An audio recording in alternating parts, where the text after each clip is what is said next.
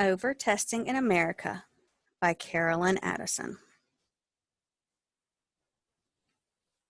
What kinds of tests do our students take? Well, there are many different types.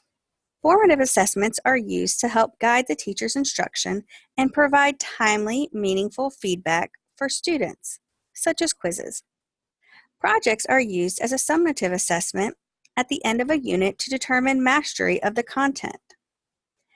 District assessments, referred to as DAs in Gwinnett County, are additional standardized tests that a student in a particular grade takes. For example, all fifth graders in Gwinnett County take the same language arts DA each 9 weeks.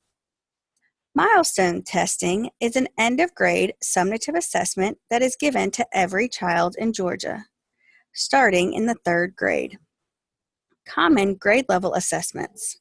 These assessments are given across a grade level in a particular school. For example, every 5th grader at XYZ Elementary School takes the same common assessment at the end of a unit.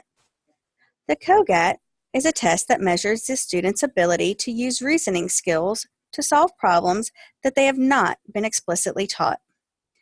The Iowa Test of Basic Skills is a standardized achievement test or norm reference test that measures the students in language arts, math, science, and social studies.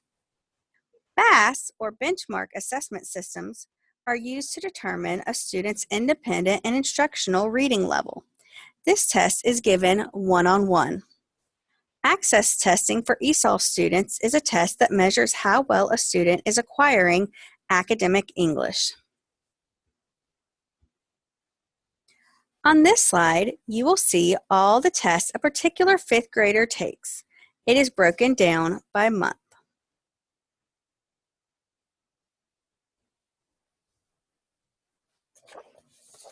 If it seemed like there were a lot of tests a 5th grader takes, you'd be right.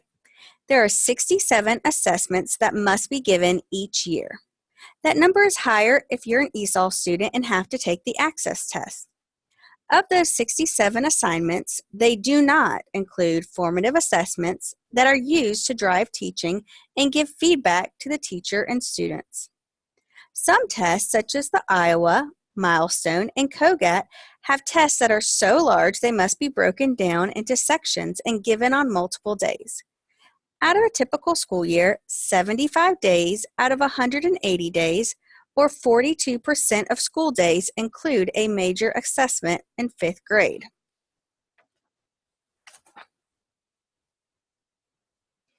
According to Lindsay Layton, the number of standardized tests U.S. public school students take has exploded in the past decade, with most schools requiring too many tests of dubious value, according to the first comprehensive survey of the nation's largest districts. In contrast, most countries that outperform the United States on international exams test students 3 times during their school careers.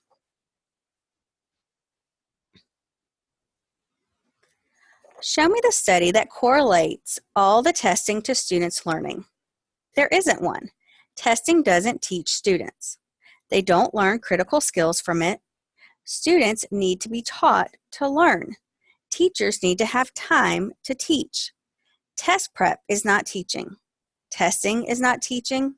Most of the testing needs to be omitted so that teachers can do what we are paid to do, what we want to do, teach. We need to take time back so that we can foster a love of learning and an excitement to come to school, so we can develop engaging, meaningful lessons where students have time to wonder, question, and inquire about the world around them. Not quick sit and get sessions so all the material can be covered. We need the time to take our content deeper, to really teach it well. We need to take the time back so that we can differentiate more and close the achievement gaps, so that we can teach critical thinking and problem-solving skills that students will need in the real world as they collaborate with others. So students have time to develop the mental and social skills needed to be productive citizens. Teachers need to be able to teach.